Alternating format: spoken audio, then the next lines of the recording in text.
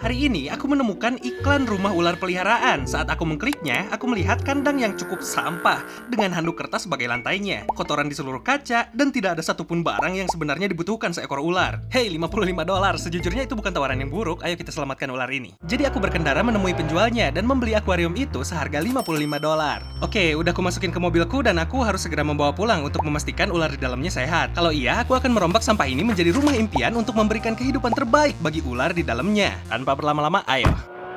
Setelah sampai di rumah, langkah pertama tentu saja mengeluarkan ular dari kandangnya. Jadi, aku punya alat ini untuk menangkapnya. Aku sangat berharap ular di sana tidak berbisa. Aku harus sangat berhati-hati. Aku jelas tidak ingin tanganku berada di dekat kandang karena ularnya bisa ada di mana saja. Jadi aku menggunakan alat itu mencoba mengeluarkan sebanyak mungkin benda yang aku bisa. Dan tidak butuh waktu lama sampai ketika aku memindahkan potongan handuk kertas ini, aku melihat sekilas ular di bawahnya. Untungnya setelah melihatnya bergerak, sepertinya ia masih dalam keadaan yang sangat baik. Jadi aku mengambilnya untuk pemeriksaan lebih dekat. Oke, ular, kita pindah dulu ya sebentar ke tangki sementara ini. Dan setelah membandingkan warna serta pola ular itu dengan banyak spesies berbeda, sepertinya aku menemukan spesies apa tepatnya itu. Oke, lihat ini. Ini disebut boa pasir Kenya, dan ini terlihat persis seperti yang aku punya. Oke, ini benar-benar boa pasir Kenya, itu berarti ia tidak berbisa. Dan aku seharusnya bisa langsung mengambilnya.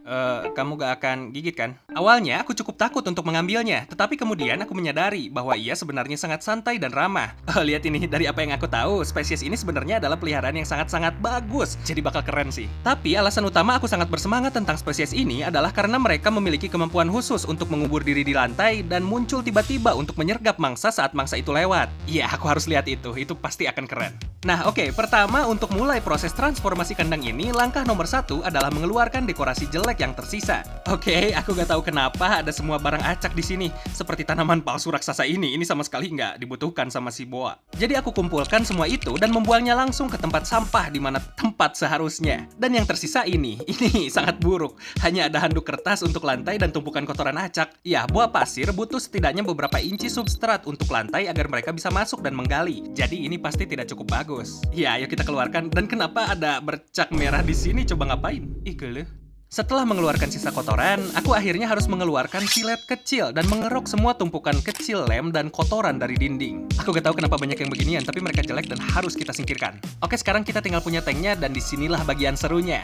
Jadi langkah pertama untuk membangun rumah impian ular adalah membuat latar belakangnya. Dan untuk melakukan itu, aku menggunakan busa semprot yang aman untuk hewan untuk menutupi seluruh bagian belakang kaca sehingga aku bisa menempelkan batu dan ranting. Aku ingin membuat campuran gurun dan hutan di kandang ini untuk semacam meniru habitat alami ular tersebut. Dan untuk melengkapi tampilan itu, aku menutupi sisa busa dengan pasir dan dekorasi hutan lainnya seperti tanah. Oke, latar belakang ini udah terlihat cukup bagus dan bernuansa hutan. Tapi untuk langkah kedua menjadikan ini rumah impian adalah memasukkan lantai dan dekorasi. Tapi sebelum aku bisa memasukkan tanah ke sini, aku harus mengisinya terlebih dahulu dengan banyak bola tanah liat ini dan kemudian menutupinya dengan kasa jendela. Kalau kamu ahli terarium, kamu sudah tahu apa yang aku lakukan. Pada dasarnya, apa yang aku bangun di sini adalah memungkinkan air mengalir seperti itu, tapi tidak dengan tanahnya. Intinya menciptakan lapisan drainase di sini yang akan menghentikan pertumbuhan jamur. Sekarang untuk campuran substrat yang diletakkan di atasnya, kita hanya akan menggunakan sedikit pasir. Kamu tahu, meskipun disebut boa pasir, sebenarnya lebih baik bagi spesies ini untuk memiliki bahan serpihan kayu yang disebut alas cemara sebagai bagian terbesar dari lantainya, dan campurkan beberapa bahan coklat hutan lainnya. Akhirnya, aku menuangkan beberapa inci bahan itu ke dalam dan menutupinya dengan lapisan tipis tanah agar tidak terlalu jelek. Dan seperti yang bisa kamu lihat, aku punya banyak sekali barang. Supaya keren buat ditonton, kita buat montase pembangunan dekorasi yang keren dan epic. Ya, let's go!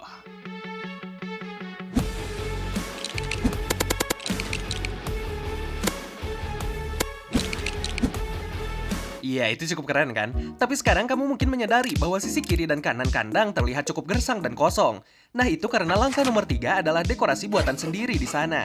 Pertama, sisi kiri di sini aku ingin membangun batang pohon raksasa besar yang terlihat seperti memiliki daun dan sebagainya yang tumbuh darinya. Untuk itu aku pergi dan mengumpulkan semua kayu yang aku miliki di rumahku ke dalam wadah besar sehingga aku bisa dengan mudah mengaksesnya. Ini semua hanyalah sisa kayu dari video-video sebelumnya. Ya, beli sedikit terlalu banyak, tapi hari ini kayu ini akan berguna. Sekarang aku gak begitu yakin mau digimanain, tapi aku pikir aku akan mulai dengan menggunakan busa semprot untuk menyambungkan potongan-potongan kecil kayu tersebut. Dan kemudian aku akan menumpuk kayu itu untuk membuatnya terlihat seperti batang pohon. Dan kemudian aku menambahkan beberapa cabang ke sana. Iya, ini kelihatan kayak batang pohon lah ya. Tapi aku harus tetap menutupi busa semprot yang terekspos ini. Jadi untuk sekarang, lihat ini.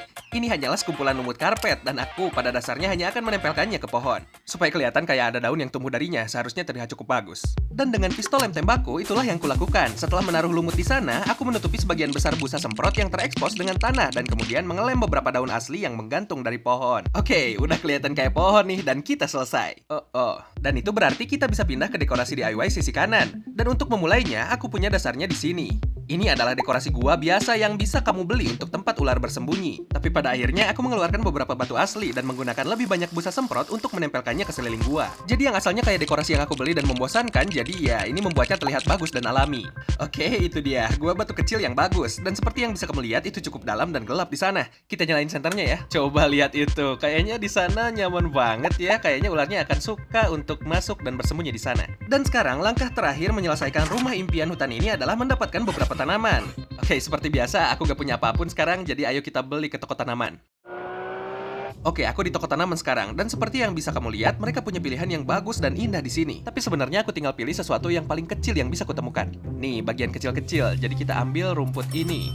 Aku akan ngambil yang kecil ini juga, dan aku tadinya mau ngambil dua, tapi ya kita akan sedikit menggila ya, ambil ini juga. Sesampainya di rumah, aku mengeluarkan tanaman-tanaman itu dan menaruhnya di sekitaran kandang. Tapi setelah melakukan itu, aku masih merasa belum ada cukup tanaman hijau. Jadi aku mengambil beberapa lumut karpet sebelumnya dan menyebarkannya juga. Oke, untuk menyelesaikan ini, aku hanya ingin menaruh satu lampu pijar yang bagus di sana dan kemudian menaruh lampu utilitas tepat di sebelahnya. Seperti yang bisa kamu lihat, itu bagus kan? Nah, jadi di tempat berjemur di bawah lampu pemanas, suhunya mencapai 90 derajat yang pas. Dan di bagian dingin kandangnya sekitar 75 derajat yang sempurna untuk ular tersebut. Jadi ular itu bisa memutuskan berapa panas atau dingin yang ia inginkan. Oke, ngomong-ngomong, kandang ini telah sepenuhnya diubah dari rumah yang cukup sampah itu menjadi potongan alam yang aku pikir akan sangat dinikmati oleh ular ini.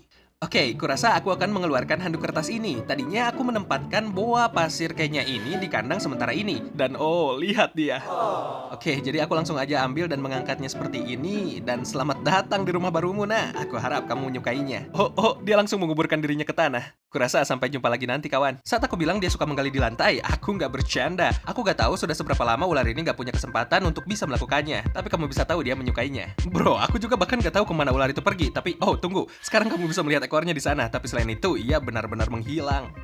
Tapi kalau kamu lihat lebih jeli, pada rekaman ini kamu bisa melihat tanah sedikit bergerak di tempat ia menggali di bawah tanah. Ya, aku ingin ular ini segera makan, karena aku tidak tahu kapan terakhir kali ia makan. Tapi sekarang aku gak punya tikus untuk aku kasihkan ke dia, jadi ayo kita beli ke toko. Oke, aku di Petco sekarang dan aku akan mencari ke bagian tikus beku. Dan oke, ini dia. Dan seperti yang bisa kamu lihat, mereka menyimpan semuanya dalam kantong kecil seperti tikus kecil ini. Karena buah pasirku agak kecil, ayo ambil beberapa tikus pazi yang sangat kecil ini, yang ukurannya kira-kira sebesar jempolku. Oke, kita ambil 3 ya. Setibanya di rumah, aku membiarkan air mengalir di atas salah satu tikus beku itu untuk mencairkannya. Dan setelah cair, aku mengeluarkannya dari kemasan untuk diberikan kepada si ular. Oke, ya aku punya tikusnya di sini, cukup memegang di bagian ekor dengan penjepit. Dan mari kita lihat apakah ularnya akan masuk dan memakannya. Ular itu sedang berada di bawah tanah di suatu tempat, jadi aku hanya meletakkan tikus itu di atasnya dan menunggu sekitar 10 menit untuk melihat apakah ia akan memakannya. Tapi setelah 10 menit, aku benar-benar tidak melihat apa-apa. Oke ya, jelas membiarkan tikusnya dalam diam saja tidak berhasil. Jadi aku mengambilnya di bagian ekor dan mulai menggoyangkannya naik turun di atas tanah. Dan aku harap ini akan menciptakan getaran kecil yang akan memicu insting predator ular tersebut, yang akan keluar sebentar lagi. Kurasa, tolong, semoga... Halo? Jadi kulakukan itu selama sekitar 5 menit dan sayangnya bahkan itu tidak berhasil. Tapi aku rasa aku tahu mengapa ular itu tidak muncul untuk makan. Jadi untuk memperbaiki masalahnya, aku berkendara ke Petco lagi dan kali ini aku pulang membawa tikus yang jauh lebih kecil. Aku goyang-goyangkan juga sekecil ini tepat di mana ular itu berada dan segera hal ini terjadi. Dia mau makannya. Oke. Aku melakukannya cukup lama, tapi lihat itu sangat keren. Ia baru saja muncul dari tanah dan kawan, bayangin aja jadi tikus hidup dan kamu harus berurusan dengan itu. Seperti yang bisa kamu lihat, gak butuh waktu lama bagi ular ini untuk mulai melebarkan mulutnya sehingga ia bisa sepenuhnya menelan tikus itu. Lihat ular ini, bro. Iya, benar-benar menggila. Aku bahkan gak bisa ngefilmkan ini. Tubuhnya melilit ke bagian mulutnya. Ya Tuhan, itu sangat keren untuk ditonton. Jadi, karena ini adalah seekor boa, mereka melilit mangsa mereka untuk meremasnya. Meskipun ini sedikit menjijikan, ini adalah salah satu hal paling keren untuk ditonton di seluruh alam. Aku senang bisa memberikan ular ini rumah baru, dan sangat menyenangkan juga membangunnya.